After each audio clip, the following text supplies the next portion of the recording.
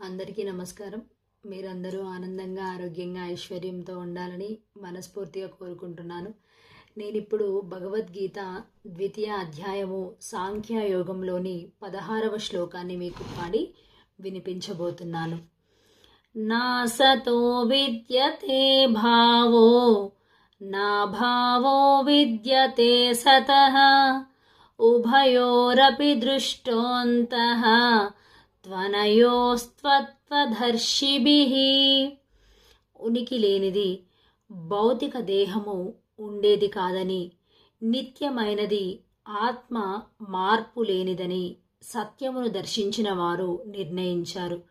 ఈ రెండింటి స్వభావమును అధ్యయనం చేసి వారు ఇది నిర్ణయించారు అని శ్లోకం యొక్క భావము.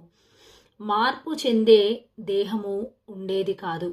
వివిధ కణాల చర్య ప్రతిచర్యల వలన దేహము ప్రతి క్షణము మారుతుందని ఆధునిక వైద్య శాస్త్రము అంగీకరించింది.